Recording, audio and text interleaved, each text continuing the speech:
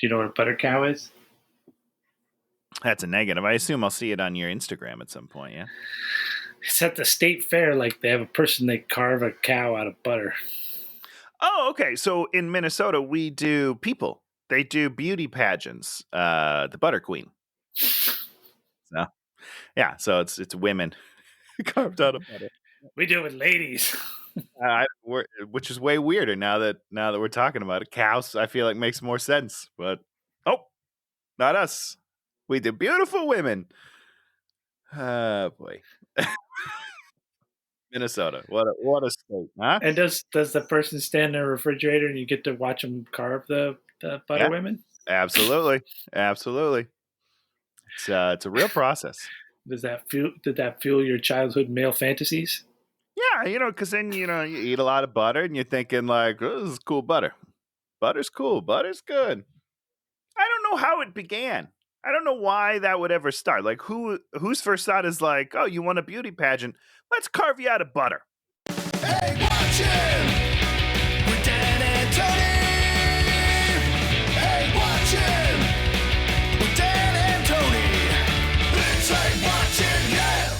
Welcome to Hate Watching with Dan and Tony. Tony's got a mouthful of water. Delicious. I'm Dan. So you picked up your water. It's good. You got to hydrate in pairs. That's very important, I'm Dan. I'm Tony. I'm Tony Alpha. I'm Tony Beta. I don't got him. The thing is, I don't think I'm going to use that as the intro, so no one will even know what we're referring to. Yes. Yes. Each week we assign each other a movie, or we assign one. We both assigned one of us. Okay. We're on a hot start right now. We need assigns the both of us a movie to watch. Should we take 5? We then watch the movie, or more importantly, I go on Tony's Voodoo and I use his PayPal to order the movie. I'm just sitting there, and all of a sudden I get a bing PayPal announcement. I was like, what the fuck? I didn't buy anything. What's going on here? Sons of bitches. Then we watch the movie. And this week, I got to pick. I went to Tony's favorite director, Roland Emmerich. Another knocks it out of the park. This guy is, 12 for 12, I think. Except for Moonfall. 10,000 Good point. BC. And this is 10,000 BC, so that means before Christ. So it's actually it's over 12,000 years ago. Oh, okay. Interesting. I have no idea. I watched this little video and everyone's like, well, it should be BCE, not BC. And I was like, I don't think that was really a thing when he made the movie, though. Right? I mean, I forgot to write down what year this movie is. He's not going to retroactively change the title of his movie just because we decided to be politically correct now. Yeah, it's like if you're going to call all the dinosaurs their correct names as opposed to like their cool names, their pre-names, Yeah,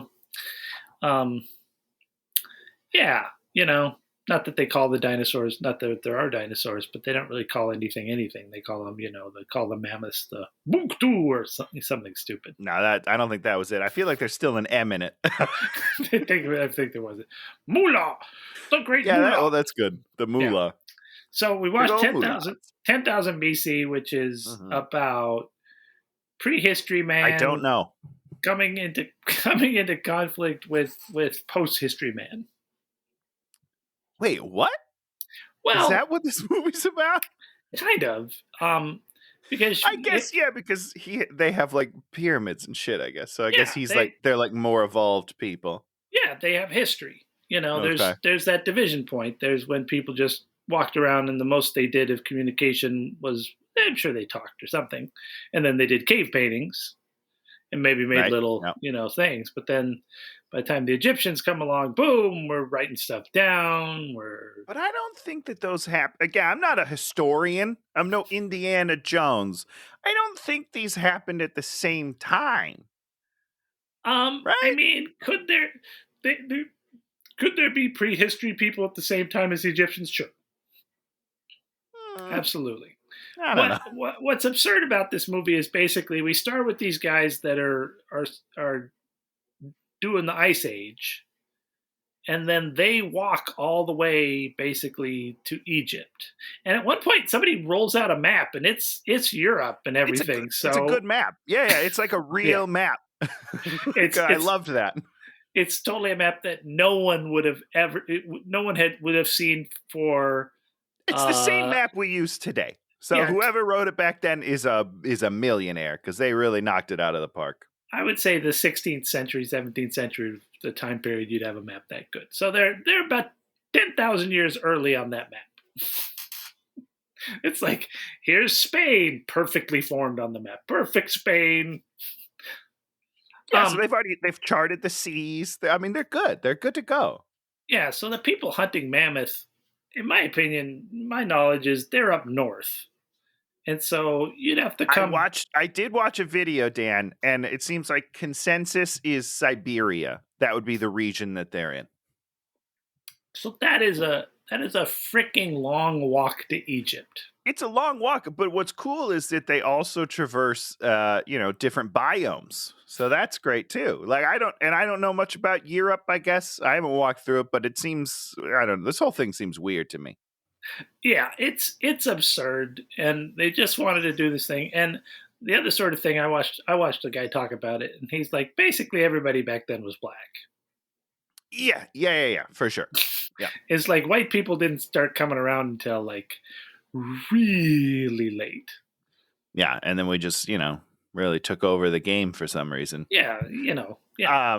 Just throwing this out here. I just Googled just a general Google of when were the pyramids built, and the general consensus is 2550 to 2490 BC. So about 7.5 thousand years difference. No big deal. No big deal. And one of the things I watched said that they sort of intimate that the mammoths are going extinct, and 10,000 BC is about the right time for that. Okay, so it's a hodgepodge of things that like he read somewhere and was like, "Look, I'll put that in there," and the things that he just makes up because he's like, "Wow, this isn't even the right Earth for that, but I'll do it." Yeah, and good for him. The other interesting thing I got in my research was that mammoths continue to live on certain small islands. I saw it too. Yep. How cool is that? You go to the island, there'd be like a little mammoth going. I would love that. It would be awesome. I mean, it's a shame that they went out of business. So basically, what do we start with, Tony? I don't remember what we start with, but I can tell you the first note I took. Yep. The first note I took is when Owl Mother, what's her name? Old Mother, Owl Mother, shakes a baby. That's my first note. You're not, and I think that's like 15 minutes into the movie. It's one thing you know about child rearing is you're not supposed to shake babies. And that's what they say, but she did it pretty hard, and the kid turned out great. So it's fine. Everything's fine. Well, the movie starts with voiceover because you have to start with voiceover. And does this movie use a lot of voiceover, Tony? This movie's 80% voiceover. And here's my thing is, I mean, like, whatever, I don't care. But who's telling the story? And who is he telling it to? And why? Those are all questions I feel at least one of those needs to be answered by the movie. I don't know, like, how does this person even know these things? I think he's just making shit up. Because the legend of the child with the blue eyes will last forever. It didn't, but he made it up. He made it up. He's trying to start a rumor. That's what's happening in this movie. This guy's just like, yeah, I want to write a little fictitious tale, and then I'm going to tell you all about it. Food is disappearing. It's a sign of the beginning of the end. Except for if they just walk over the mountain, there's plentiful food. Easily. Yeah, like they do it. It's not even like they all do it. They all make it. I don't get it. Yeah, there's not. Well, we're gonna talk about the lack of struggle in this movie. Okay, great. That's good.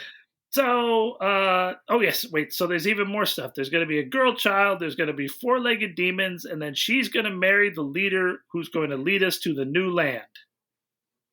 And I'm already super confused.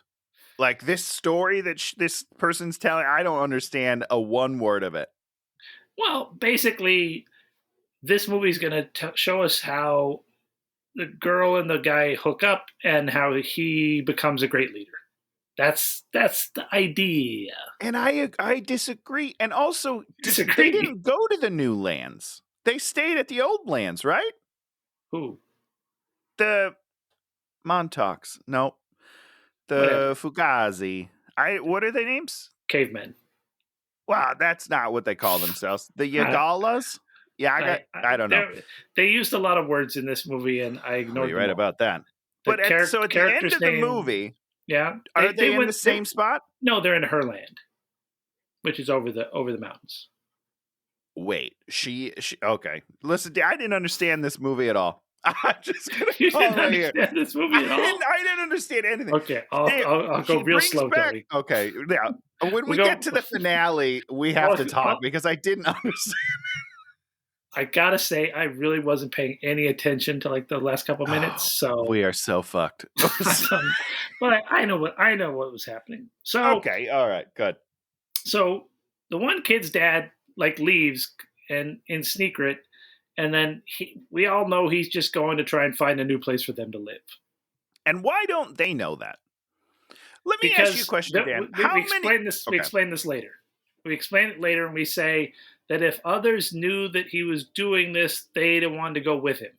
No, I understand why they tried to keep it a secret. I'm saying if somebody leaves that village, how many reasons could there really be? Unless, like, one is suicide, right? Yeah. Two is he's looking for other things.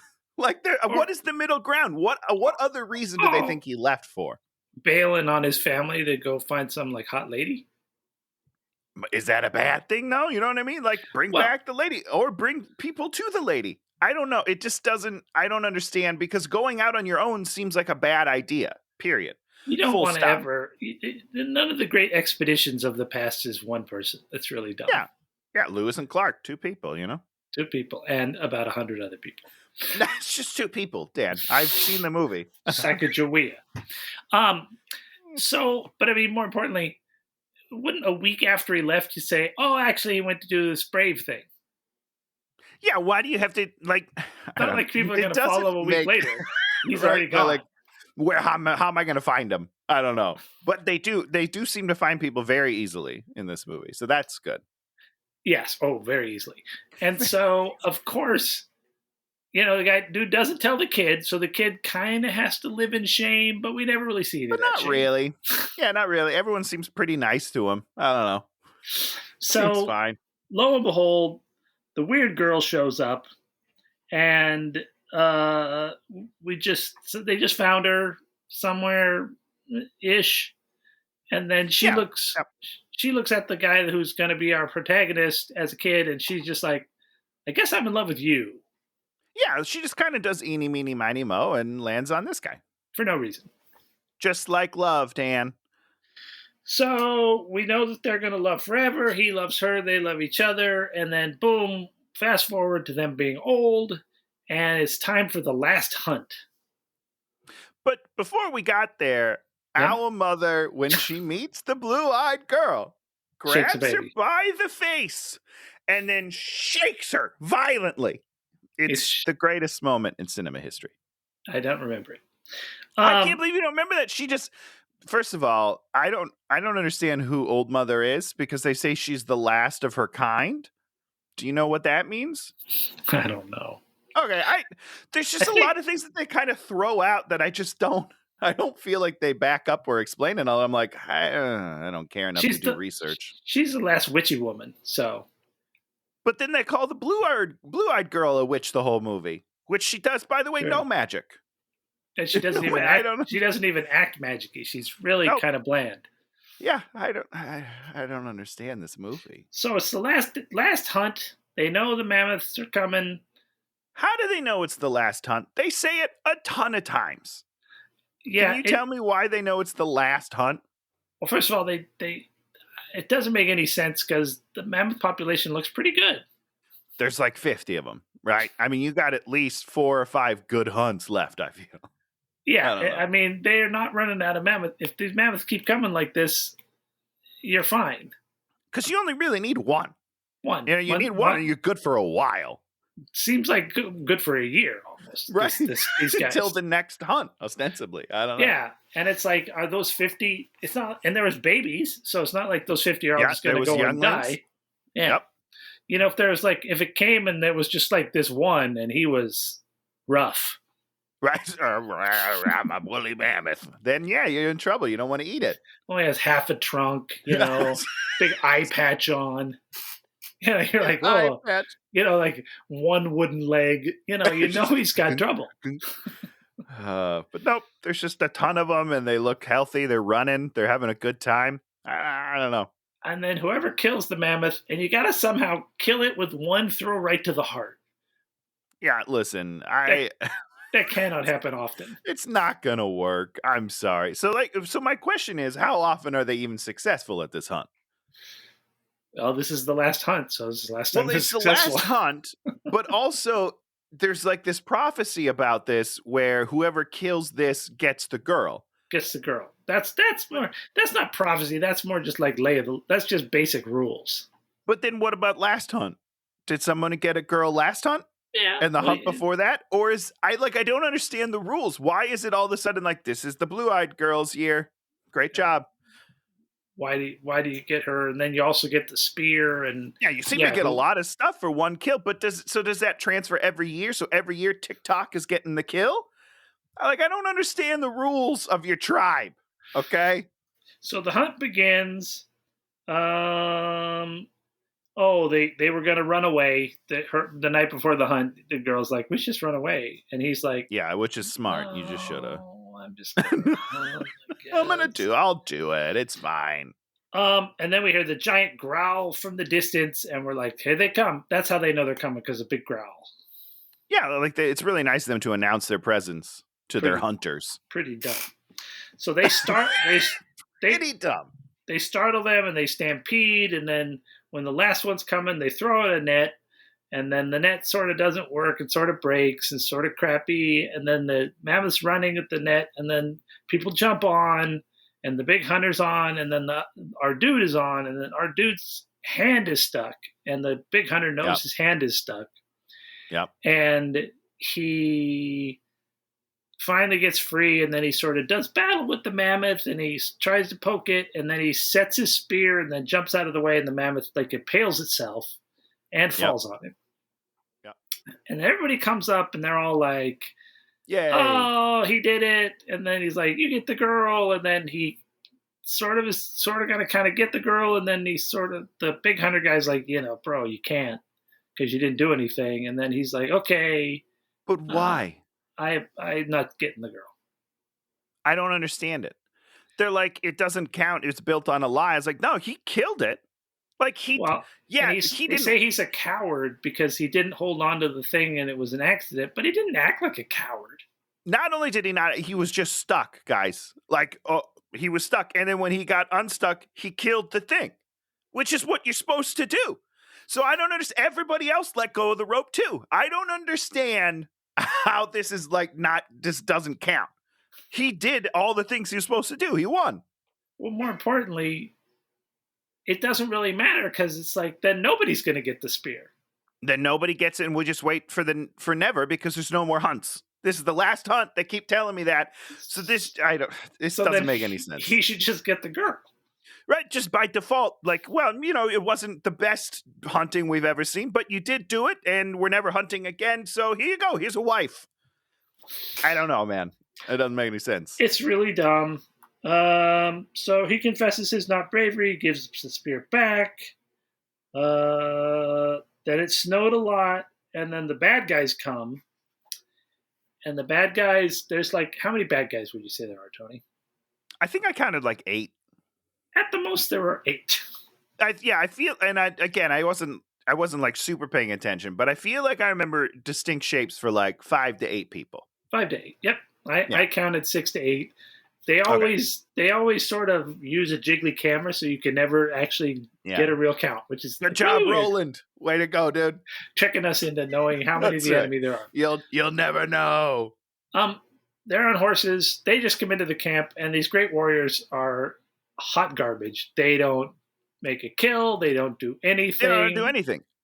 So I have a question. Yeah. They keep calling them four-legged demons. Yeah, because they're on horses. Have they never seen a horse before? Well, I guess. Is that what I'm supposed to believe? I guess. But you've seen a woolly mammoth, which is 8 times the size of a horse. Yeah, big. And yet the horse is the demon? I don't understand. Listen, this tribe, very stupid people. That's all I'm going to say. You'd figure out that it's a man riding on a beast. You would think so. And then they're like, they have wings. Why would they have wings? Where did you even come up with that? That doesn't even make any sense. You wouldn't think that at all. They wouldn't think that. No, they could fly. So stupid. So the bad guys, the big bad guy whose voice never goes with him. Did you notice that? There's no way that that's him speaking. That is done in a booth with a guy with 2 octaves lower of a voice, for sure. Okay, because it just every time this weird voice comes out of this guy, even though he's a weird looking guy and it's a deep voice, I'm just like, it doesn't seem right. It just doesn't feel right. It doesn't feel right at all. Like, it's like if I came out and I was like down here all the time, you wouldn't believe it. You wouldn't believe it. Remember that guy in Improv, Stewart? Yeah. He had that weird, he had that announcer voice, and it was you were just like, it was a voice coming out of it. It made sense with him, sort of, but it was like weird. Every time he opened his mouth. Every time you're like, oh shit, that's nice. But that's not how I feel with this guy. Like, I'm not like, oh, that's cool. I'm like, that is not your vocal cords. There's no way. So there's the main bad guy who's bald, and then his buddy who this is also bald, right? But he's like got a messed up eye, right? Messed up, whited out eye. Yeah. They like the whited out eyes in this movie. And then the big bad says to that guy, don't kill anybody. He immediately goes and kills someone. Yeah, and then doesn't get punished. Doesn't get in any trouble. Yeah. So doesn't matter. This guy doesn't follow the rules. He's a real maverick. Oh, he kills Baku's mom for no reason. And then just like instantly, everybody's enslaved. Everybody enslaved. Everybody. Except the people that they don't enslave and leave.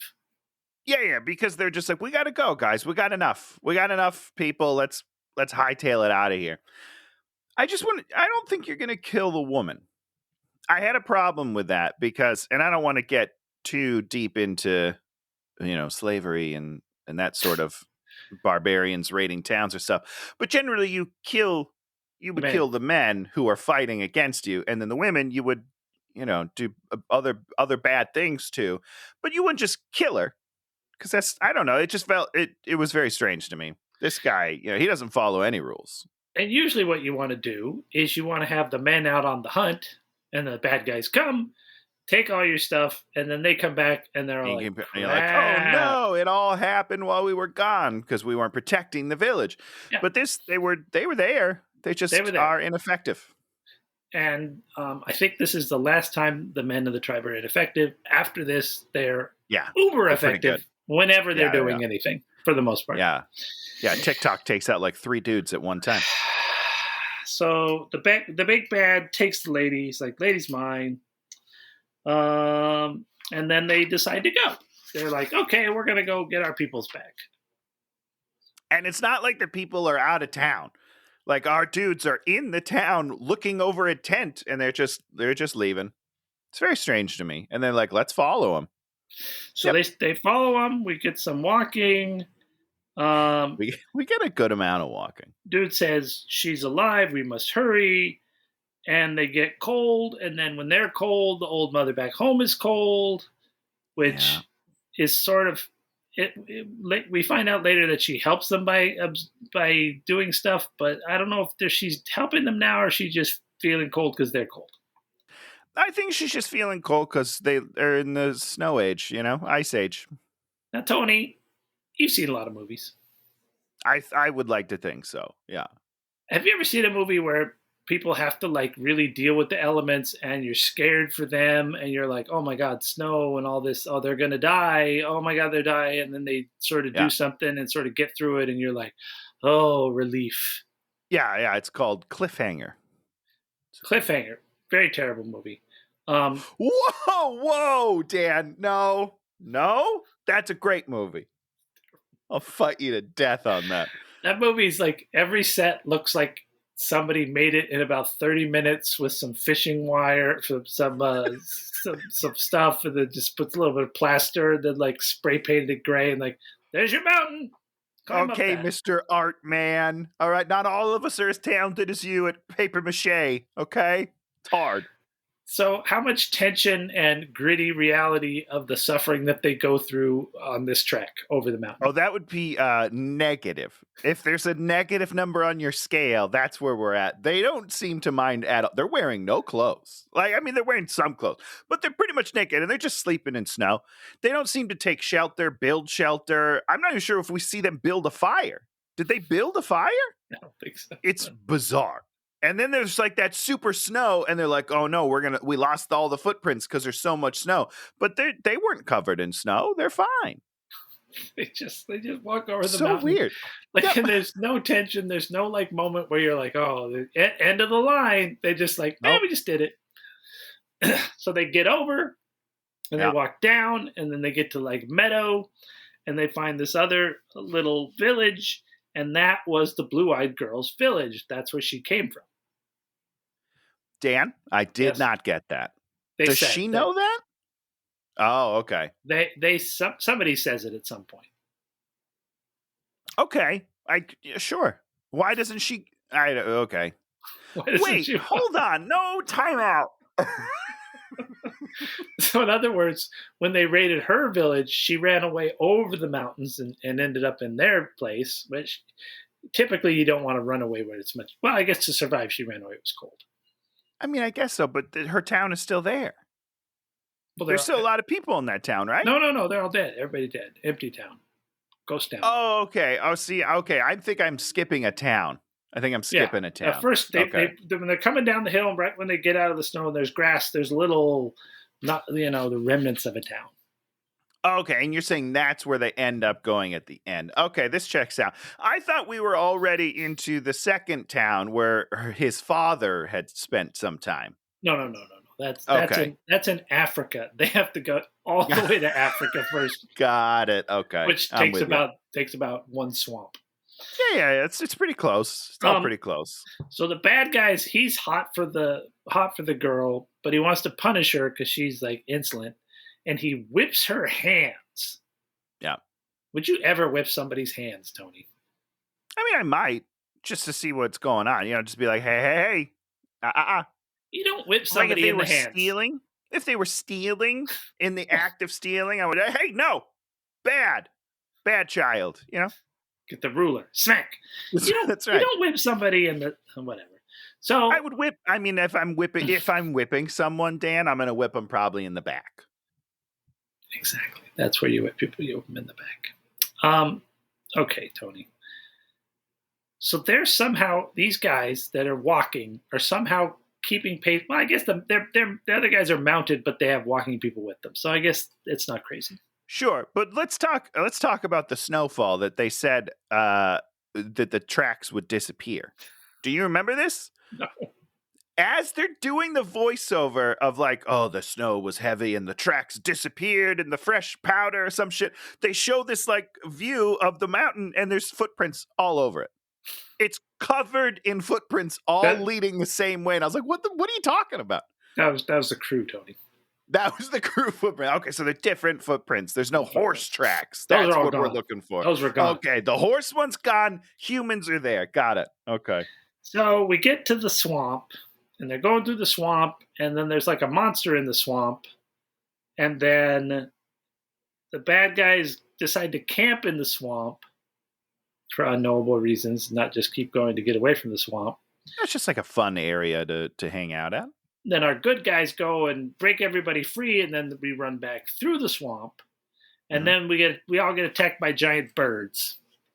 Yeah, the ostriches. Yeah. Yeah. Big birds.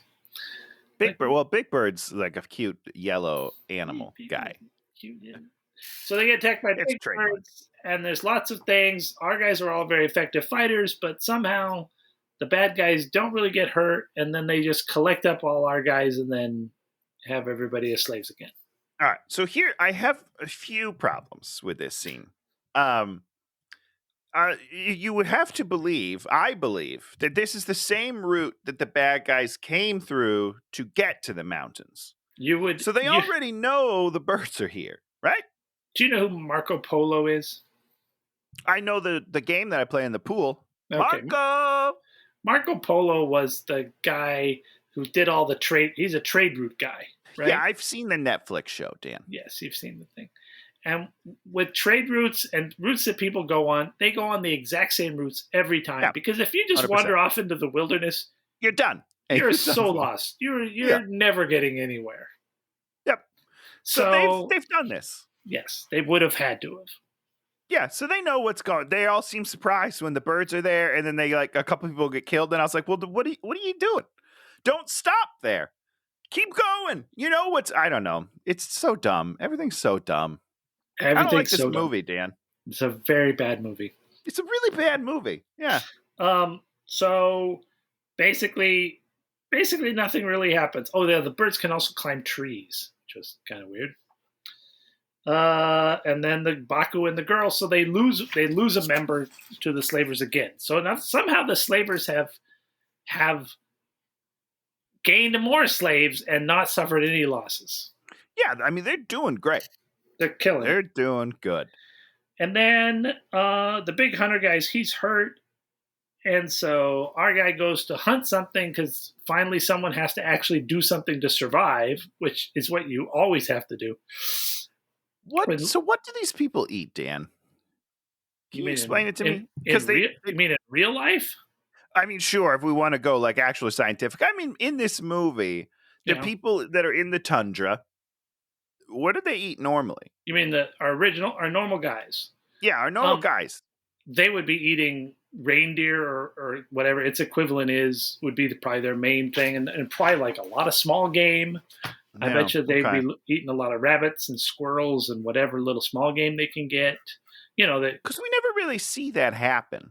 No. We never see them actually perform as a Mm-hmm. Even though we keep calling them great hunters, we only see them basically fail at hunting mammoths. That's the only thing we really see them do. It's weird to me.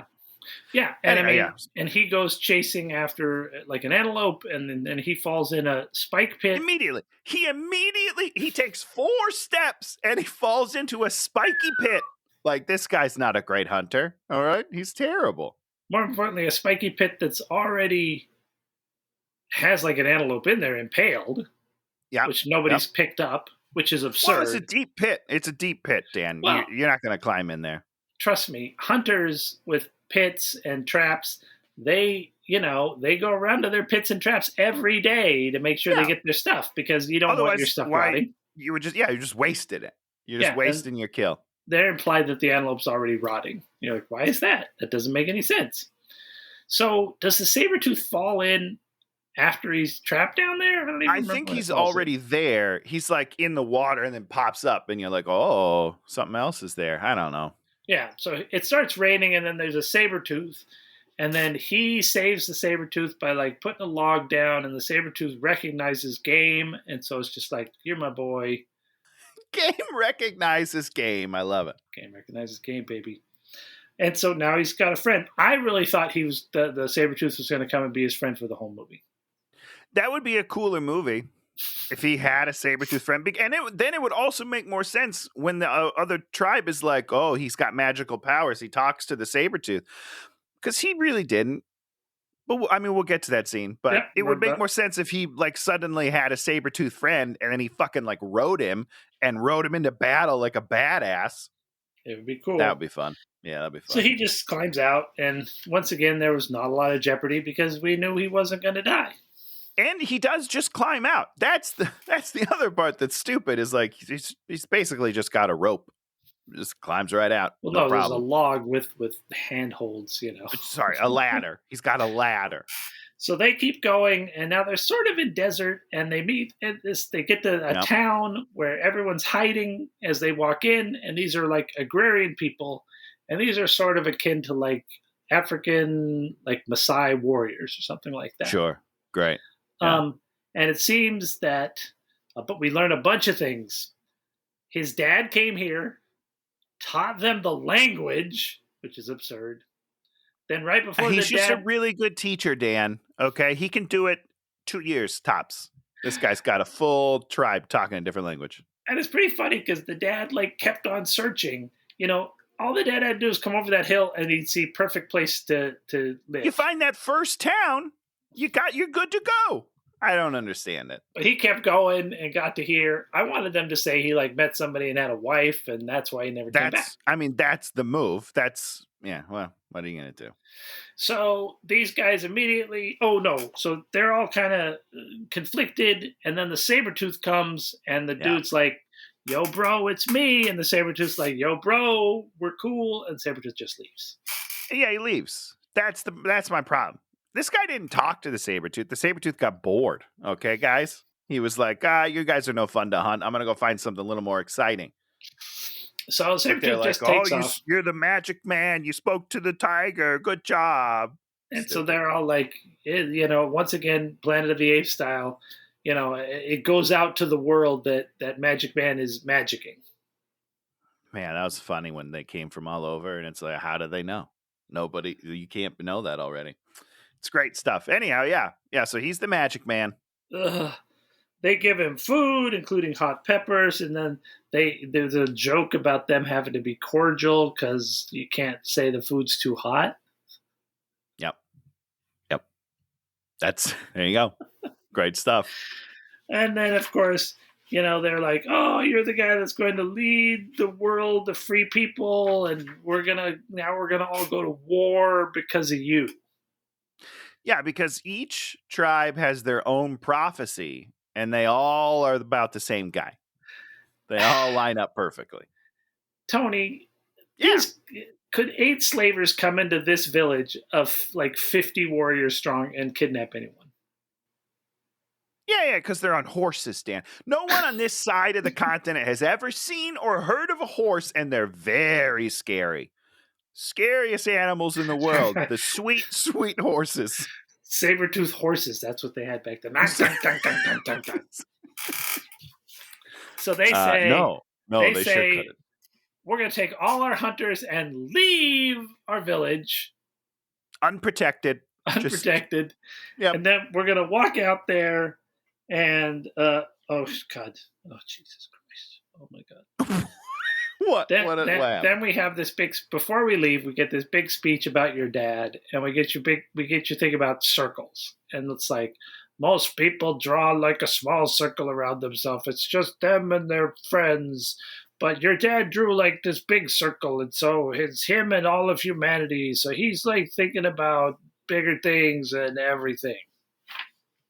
Yeah, but, you know, he'd also left his town and then hung out with you guys for a while and then got kidnapped and murdered. So, great job. Seems like he did a shitty job of keeping his close circle. He's like always trying to expand his circle as opposed to worrying about his small circle and getting something done because he doesn't actually get anything done. No, he doesn't. He's a failure. So, they walk into the desert and then here's these other 5 tribes and they're like, we're the guys that have horns coming out of our chins, and we're the guys that wear the masks made out of trees. No, we're the guys that are little dudes. This is how they introduce themselves. One of them wear masks that are trees, and one of them's like little people. No, I'm with you. I'm just saying I wish that they had acknowledged it as well. I think that would have made it much, much easier in the movie. Tony, back then, how do you think these kind of tribes got along together? I don't think so. Otherwise, wouldn't they just live together?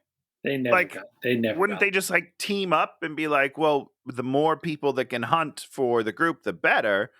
So let's combine our forces. I don't know, but I don't imagine they get along. No. Like on Easter Island, there's 2 different tribes, the long ears and the short ears, or long noses and big noses. I don't know. And that doesn't sound right to me. These but I love 2 tribes lived on this little island, and what they did was frickin' fight each other constantly. Sure, because this is my land, not your land. That's the way human beings are hardwired. They don't. If there had been some real reason for them to all come together, but there really wasn't. He talked to a saber-toothed tiger, man. He's a magic man. We're just waiting for the saber-toothed tiger talking dude to come. Yeah. And I wrote his big power play to convince him. Nothing.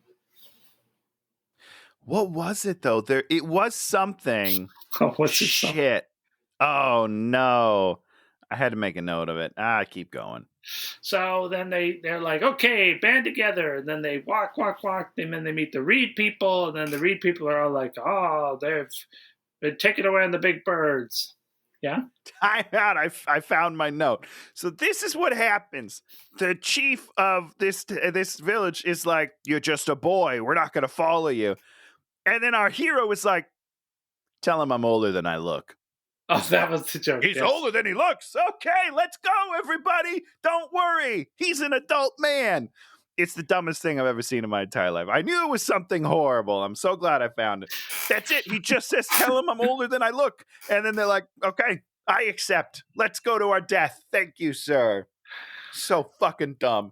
So the one good part of the movie is they chase him down, they go over the hills, and then they look, and they've loaded all the slaves onto these big, beautiful boats that are going down the river. They're so cool. So gorgeous. Gorgeous Great scene. boats.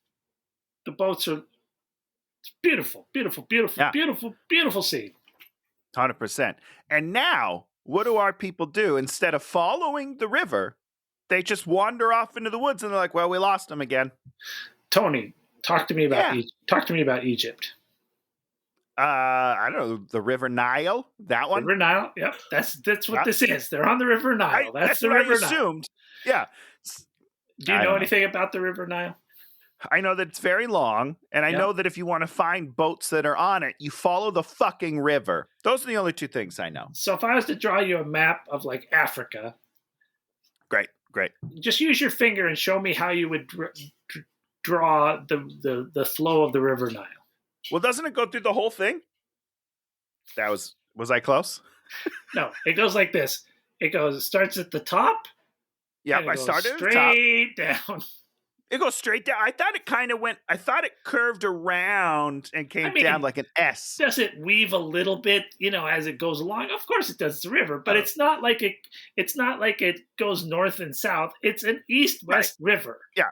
East-west. So their idea is we're going to do a shortcut across the desert. Yeah, it doesn't make any sense. It doesn't make any sense. I was upset. The other thing is you would never go in the desert because this is where civilization is. Like the whole idea of the river is that it would flood and then it would bring up the silt, which would cause there to be growth right along it. And it was like this beautiful, verdant, and that's strip. where you want to be because that's where the soil's going to be the best. And that's where there's going to be alive stuff and there's going to be things you can eat. And in the desert is death. Yeah, just like where we live right now. Death. Where we're living. That's why we're all going to get rid of our cars and we're going to have camels. I would do it. So they're like, okay, well, yeah, we're not going to talk about the stupid kids. So they trek through the desert and they say they're walking in circles, and then the leader dude, the protagonist just sort of looks up and goes like, oh, those are stars and we can just follow those. We'll just follow the North Star and we'll head north. It'll be fine. You know what else is a straight line? Yeah. The river that they left. So, thank God he found the star. But, they already had a straight line that they could follow. So they just march, and then they get to where they need to go. They pass through a graveyard of bones, of mammoth bones. And you're like, well, that's kind of weird. And then I thought it was going to be like a cool scene, and instead they just walked through it.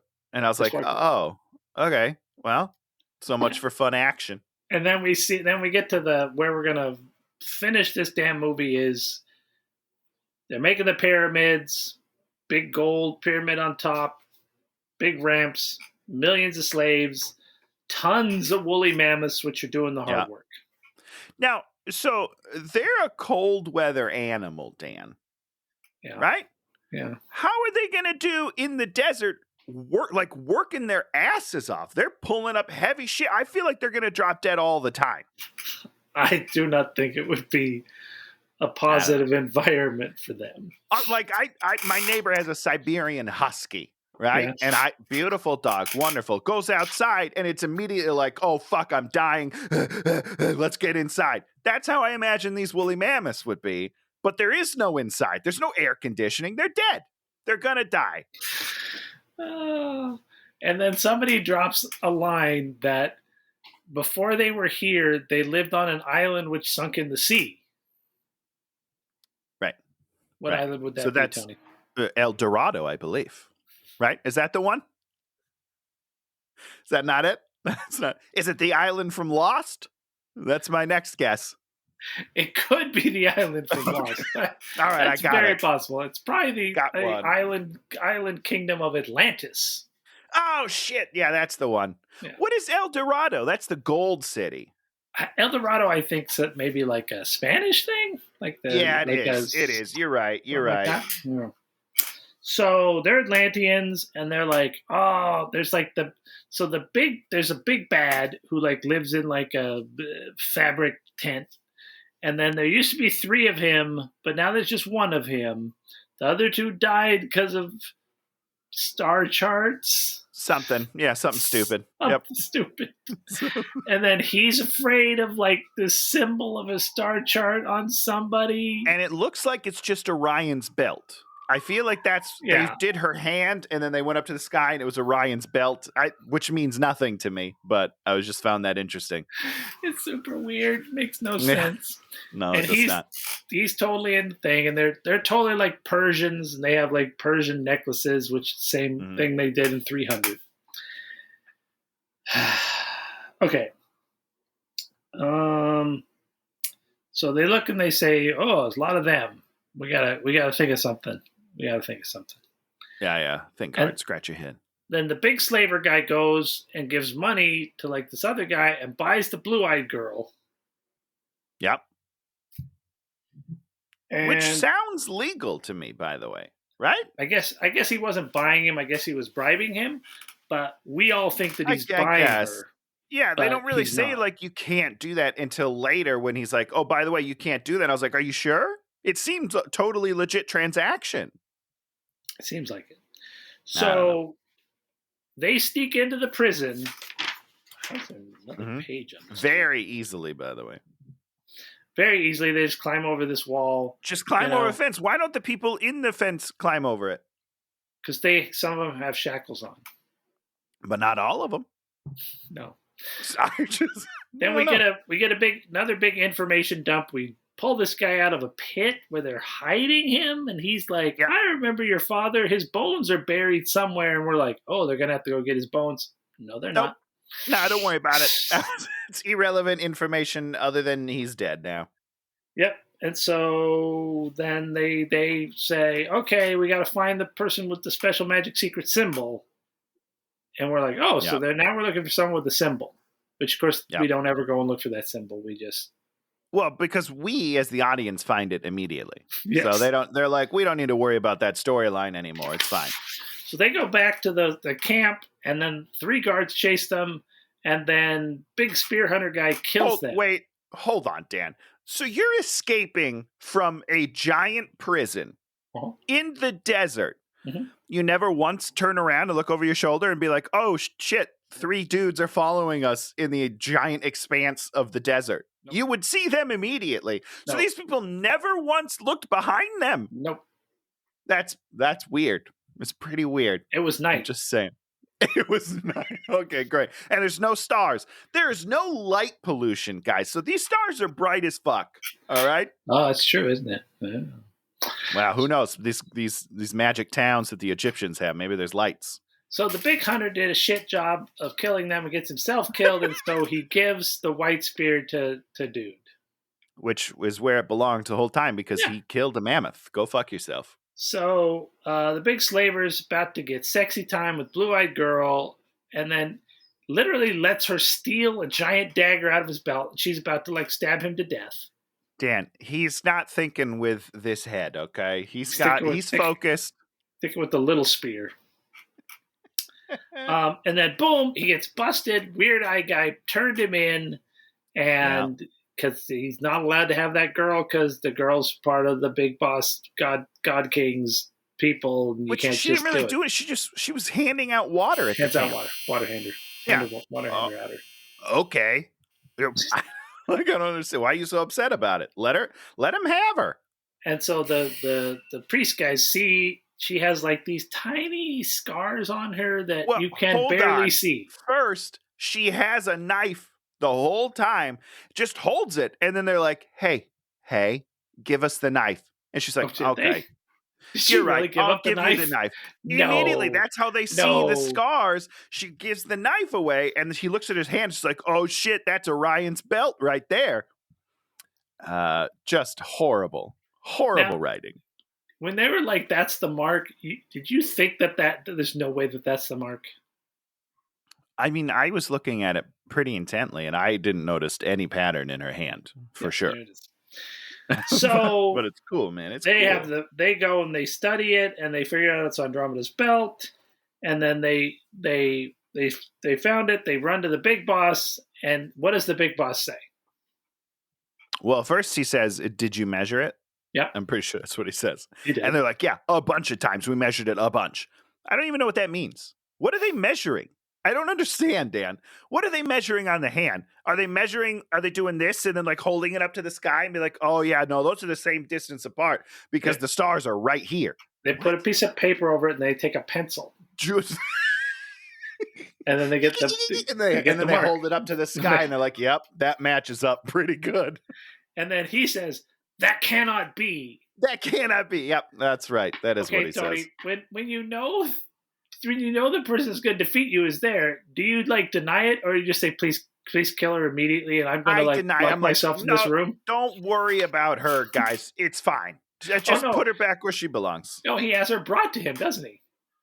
He does. Yeah, he wants to see it for himself. Yeah. Get her up close. Bring her into my personal quarters. No guards, please. I'll be fine. Did you ever see Dune? We watched Dune, didn't we? We watched Dune. Yeah. And why do you not bring the evil person next to you? Because they could have like a poison tooth. That's right. And then you're dead, Dad. You're dead. Dead. And this guy would have thought of that. He's an Atlantean. You're right. Or an Eldoradian. It depends on which lore you're looking at. So we learn this story that protagonist's dad was just getting ready to leave to go back. You know, he'd gone through all these different places they could live, and he wanted to see like 100 places they could live, and then decide exactly. Yeah, he's really weighing the pros and cons of each area. Yeah, and then they took him, and so our dude's like he has to take like this time in the desert to think about what he's going to do because his spirit's broken. My daddy. And then my daddy. He decides, oh yeah, we may as well do this, as opposed to not doing it for no reason not to. We should just turn around. I know we came a long way, guys, but like I'm done. No, I'm sad right now. He never even considered that. I don't even know what he was considering. That's what I'm saying. He's sitting there and he's pondering, but I don't know what he's actually pondering because there's two options. You either go forward or you go home. Or I guess option 3 is you pine in the desert until you waste away as a skeleton. I guess that's an option. So then he gives the big speech. When we're trying to beat a big animal, we hunt as one. So let's break off into teams and take different places in the camp. Yeah, smart guy. Tony, what time do they attack at? I think like noon, 1 o'clock, maybe lunch hour. Daybreak. But they don't attack at daybreak. They go and they infiltrate at daybreak, sort of, but then they work a while until it's later on in the day. They literally work until it's midday. So there's no surprise to it. Everyone's like, first of all, everyone's tired already because they've been working half the day. You've been pulling up shit. You've been lugging stuff up a ramp, and now they're like, okay, now go to battle. As opposed to like first thing in the morning, we're all fresh, do your stretches, get some oatmeal, let's go to battle. Isn't that the time you like go to the guards' barracks when they're all sleepy and all drunk? Slit their throats. Yeah, no, absolutely. None of that. Their idea is to wait till it's perfect midday and everyone's in full work. And then what they're going to do is they're going to figure out who the lead mammoth is. And then they're going to piss him off. Call back. But is that what they did on their hunt? They figured out who the lead bull was. That was it. They didn't do anything with that information. They just were able to suss that out. I didn't remember that. Yes, don't worry about it. So they find the lead mammoth. Buddy takes one for this one buddy dude takes one for the team. Yeah, because the mammoth wasn't getting upset enough, so he's like, you know what I'll do is I'll stab you in the exact same place that I stabbed the one that died earlier, and I'm sure you'll be fine, and you'll just get angry. It's a stupid movie. Mammoth stampede, and everyone starts fighting, and they keep giving weapons to the slaves, and then it was just a hodgepodge of nothing really mattering. I thought it started cool. I do like the stampede. The first shot of the stampede that's like a wide, and it like people are falling off the side of the thing. I thought that was cool. And then it's chaos for the next like 8 minutes, and I have no idea what's happening. Yeah, if the stampede like led somewhere, like they had to break through this certain wall to free all these other, it's like it really did something, but it didn't really do anything. They sort of stampede. We don't get to watch them do cool things. We don't see lots of people being stomped on. No, it's a pretty tame movie, unfortunately. The movie's very tame. So they get down there, and the big bad guy's like got his girlfriend tied up, and then he comes out and he's all like, "You can take the girl and leave."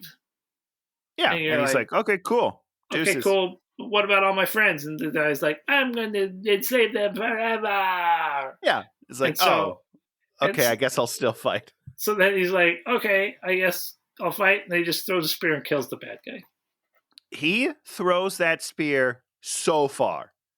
I mean, we are up flights and flights of stairs, and this guy dead bullseye right in the heart. Best throw we've ever seen in the movie. Has he been practicing his throws all movie? Not even a little bit. Tell you, here's the thing, is when he fights the mammoth, he never even throws a spear. So, like, we've never seen him actually throw a spear, I don't think, in the whole movie.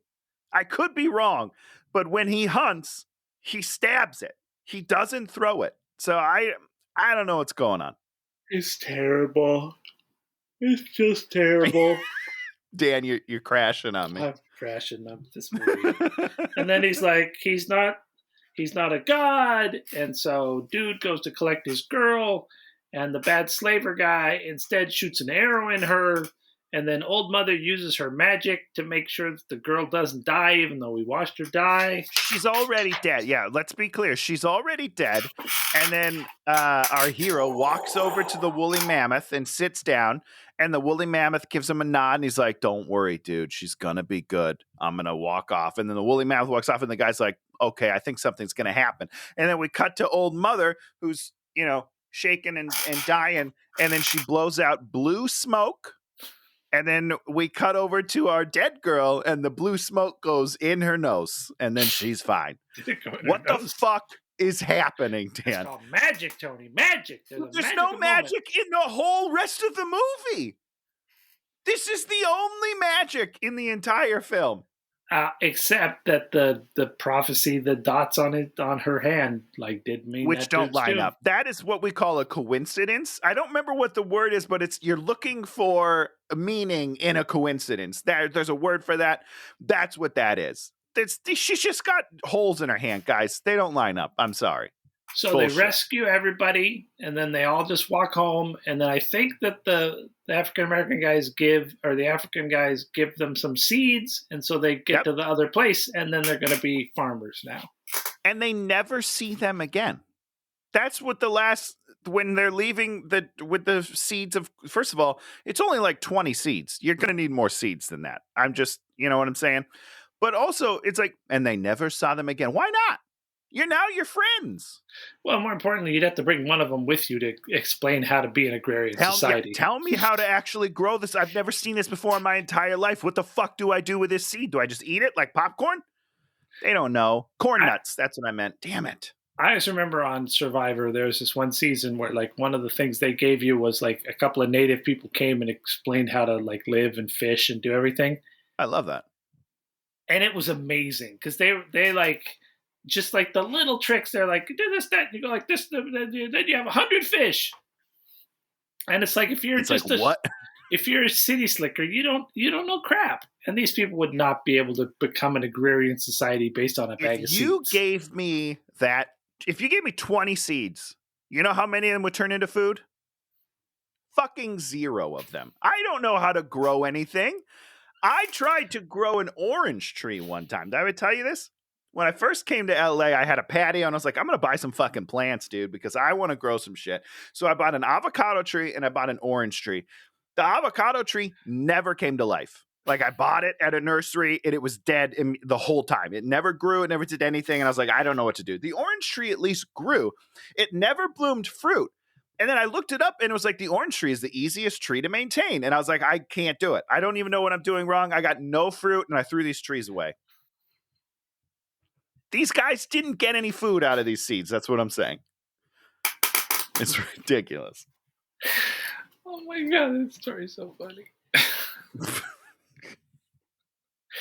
So the movie ends with these hunters not having enough mammoth, and now they're going to be agrarian farmers. And now they're fine. Yeah, they're totally fine. They got 4 crop of weed. And then there's some more voiceover about the blue girl. Blue girl didn't do anything. She didn't do anything. Oh, she stabbed a slaver in the side right at the end. That's the one thing she did. Yeah, to save herself, not to save other people. She did self-preservation, which is fine. Like, I'm not saying it's bad. Good for you, girl. You go, girl. Save yourself. But I don't understand why she is the legend that never dies. I don't get it, Dan. There's no legend to her. I mean, maybe White Spear guy could be like the guy, because he trekked across the continent and brought the idea of agrarian. But it seems like anyone could do that. You know what I mean? Well, it wasn't hard. I mean, if a legend becomes a legend by you saying what it is that's legendary about it, right? He brought the magic seed, which grew, and we had orange trees, unlike Tony Beta. Stuff. Oh, Alpha T. And then the movie ends. This movie sucks, Dan. This movie wasn't good at all. Well, there were no moments where I was like, fuck, all right, that's cool. This movie failed on so many categories. Characters, uninteresting. Yep. Check. Conflict, uninteresting. There is no conflict. I'm sorry, there's no conflict.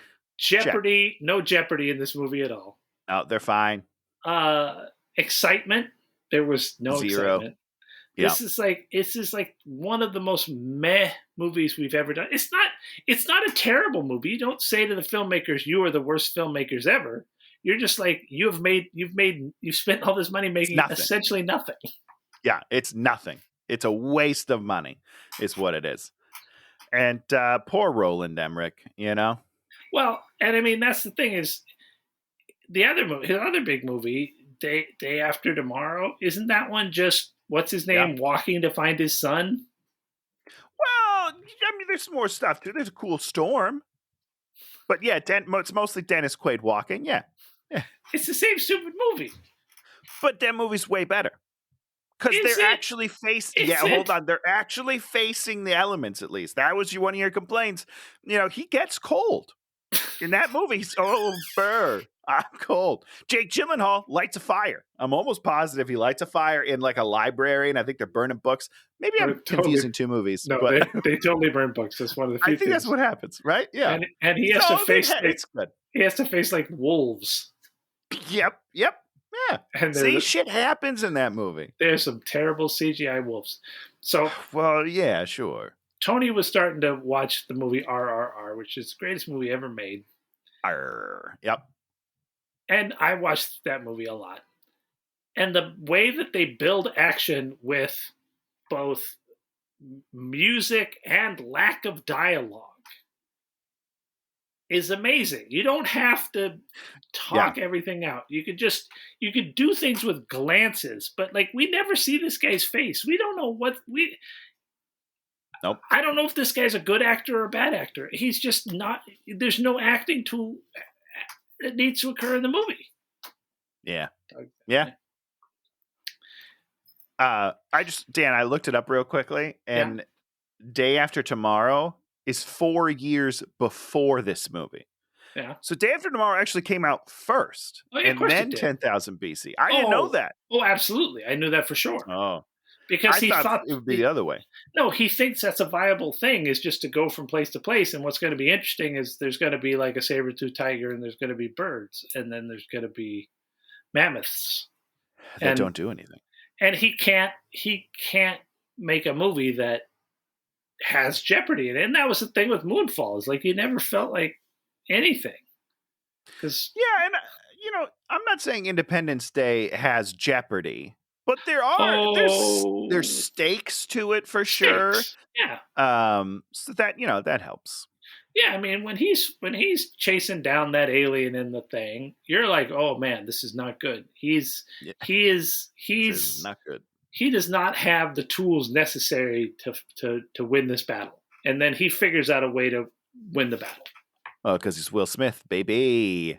He's used to be a movie star. Now he's Will. Gone to be what an idiot. He's in the corner. He's in the dunce corner. Anything else to say about this movie, Tony? No, I'm done talking about this stupid movie. I didn't like it. It was. I mean, I didn't have a hard time getting through it, but No, and it didn't make me angry. Like a lot of the movies make me angry, and I actually prefer that, because that means I'm at least enjoying myself. This was so nothing. There was nothing here, and I was just like, at least it's only like an hour 40, so it's not like it's super long. It doesn't waste your entire life. Meh.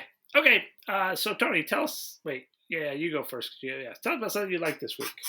Great. This is a two-parter, Dan. Two very separate things. You could talk about as many things as you want, because of how goddamn boring that movie was. So here's the first thing is actually the opposite. This is something. I think I've seen the worst television show ever produced, and I'm saying that without even a hint of irony. This is the worst technically executed show I've ever seen. It's called First Kill on Netflix. It is what is this? I've never heard it's of a this. Vampire show. It's like a teen drama vampire show. Tony's wheelhouse. That's what I'm saying. I should love this show. I was genuinely excited for this show. It's about a lesbian vampire and who falls in love with the hunter. So it's Buffy. It's Buffy, but with lesbians, right? Got it. It is, the acting's terrible, which I expected, and that is forgiven. Okay. What's not forgiven is a script that changes its characters from scene to scene. Like whatever needs to happen for the scene to happen, they could put it in any character. It doesn't matter what their character traits are whatsoever. The world building is so terrible. I don't even understand the lore of it. Like it changes its lore from scene to scene. There's a scene where this guy picks up an item, right? And he's like, man, I don't know what this is. And then the other guy's like, oh, it's this. And he's like, you mean this? And he names off like 8 things that he knows about this thing, but doesn't know what it is. It's just fucking bizarre, the choices they make. It looks terrible. The lighting is bizarre, but the worst thing is the music. There's like this weird in the background the whole time. It's a show. It is the worst show I've ever seen in my life, and I want you to watch it. So that's my first part. It sounds hilarious. We watched the whole thing, and I hope it gets a second season, because I will continue to watch this show, because it is bewildering to me how this got made. So that's my first thing. First Kill on Netflix. Give it a watch, guys. It's hilarious. But then we went to the theater for the first time in almost 3 years. We saw Top Gun Maverick. It is a perfect film. It is the summer blockbuster, and it's great to see. You hadn't already seen it? I thought you'd already seen it. I hadn't already seen it. I knew a bunch of people that saw it, but I couldn't get Naomi to get to the theater. We got the theater all to ourselves, and we went and watched it, and it was it's dynamite. It's great. It's great. It's a return to the actual summer blockbuster. None of this Marvel bullshit. It's great, man. Well, that's what I was going to say about this 10,000 BC. It's like, in a Top Gun movie, you have him. He's cocky. Then he has his fall from grace, and then he has to come back and do something. And guess what? Same story. You know what I mean? Story. Same story, and it works just as good. And you gotta give some stakes, or you gotta give this person something to do. They have to go through something. They have to go through something. It's fine to have a map of we're going to start here, then we're going to be here, be here. But like there has to be some evolution to this person. He has to win the girl. He's already won the girl at the beginning of the movie. and then just kind of gives her back. and then the rest of the movie's like, I shouldn't have given her back. Shoot, I should get her back again. It's oh boy. What do you got, Dan? I just have a basic. I just started watching The Sea Beast. What the hell is that? It's the #1 movie on Netflix right now. It's animated. It overtook Interceptor. Oh no. Yeah, it's it's like a Pixar movie about like in the kind of whaling times. Instead of there being whales, there's these giant monsters in the sea. I watched Carl Urban. Carl Urban. Great voice acting, great animation, just gorgeous. I'm in. I'm probably not going to finish it, but because you figure out what's going to happen, and it's like sure. I don't want to deal with the emotions of what's going to happen in the movie. Got it. Sometimes I don't want to see. It's like we've talked about it. I don't like watching kids get bullied. I can't watch a whole movie about kids getting bullied. I just cannot watch it. I got it. And so it's going to be stuff like that a little bit. So it's like. Yeah, I get it. It's lovely, not for me. I'm bowing out, but it's one of the most gorgeous movies I've ever seen. The monsters under the water and the monster designs are just beautiful. All right, we'll watch that then. So Tony, give us a movie to watch for next week that we can talk about. Maybe something we could actually properly hate. I don't think I'm doing that. So here's the thing: is I've spent it's getting harder and harder for me to pick movies because there's so many movies that I want to get to that have been on my list for a long time, but then I find new movies because I'm always on the prowl. And then there's things like this where we watch Roland Emmerich, who I love to death, and we watch such a shitty movie. And I was like, you know what? How did he start his career, Dan? That's what we need to figure out. So we're going back in time to 1987. There's a movie. It's called, depending on where you are in the world, it's either called Ghost Chase or Hollywood Monster.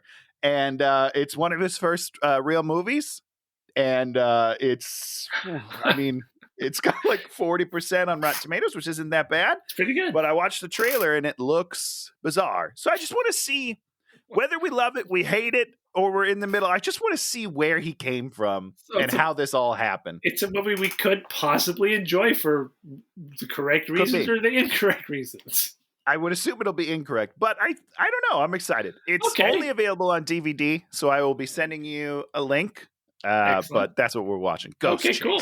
I've never heard of this. I can't even imagine what it is. Is it an American movie? I don't actually know the answer to that. If I'm being 100% honest, it's definitely in English. I know it's that. In English-ish. But I don't know if it was made here or if it was made in Germany. Is that where he's from? I think it's Germany. So it could be either one. But it's going to be good. Very excited. Yeah. Something new I've never even heard of. Oof. That's what we're all about here. So, if you like what you've seen, leave us a comment, leave us a thumbs up, or subscribe. These are all things. Or if you have a movie you want us to do, drop it in the comments. 99% we'll do it. We've done it once. There's a good chance we'll do it again.